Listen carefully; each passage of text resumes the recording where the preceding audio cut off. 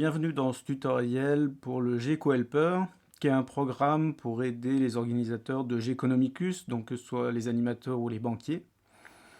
Donc je ne vais pas du tout présenter les règles du Geconomicus, c'est à vous de les apprendre par ailleurs. Il y a plein de ressources sur Internet.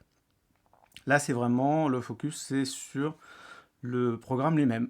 Alors le programme, vous pouvez le télécharger sur le GitLab. Vous pouvez très bien l'utiliser alors soit sous Windows ou sur n'importe quelle plateforme. Il vous suffit d'avoir Java 8 d'installer. Donc c'est vraiment le prérequis, pas Java 11, ça marche pas pour X raisons, il y a pas des problèmes de compatibilité. Uniquement Java 8. Alors sous Windows, généralement un simple clic droit, exécuter le jar, ça suffit. Sous Linux, ça peut se faire aussi en graphique, mais en ligne de commande, c'est assez simple, hein. Il suffit de faire java-jar, puis ensuite le nom du jar directement. Si, comme moi, vous avez une version anglaise et que vous voulez le français, il faut rajouter un D user language égale fr, là, comme c'est présenté là. Et c'est parti. Le premier écran, en fait, sert soit à ouvrir une partie que vous avez déjà commencé, soit à importer une partie que quelqu'un d'autre vous a passée, soit à créer tout simplement une nouvelle partie.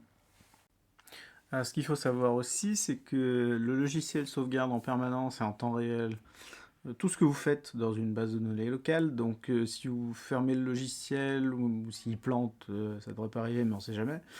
Ou si, je sais pas, votre batterie tombe à plat et l'ordinateur s'arrête, tout est sauvegardé, hein, donc normalement vous devriez rien perdre.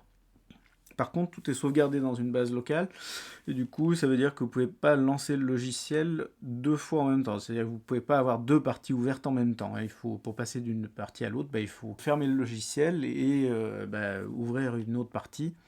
Et on ne peut pas avoir les deux parties en même temps. Donc là, on va regarder vite fait.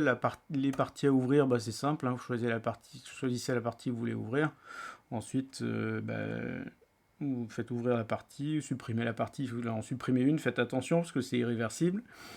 Et sinon, vous pouvez juste regarder les statistiques, on verra ça à la fin. Sinon, pour importer une partie, c'est assez simple, il suffit de trouver le fichier XML correspondant. Vous importez, stack, ouvrir, et puis ensuite importer directement.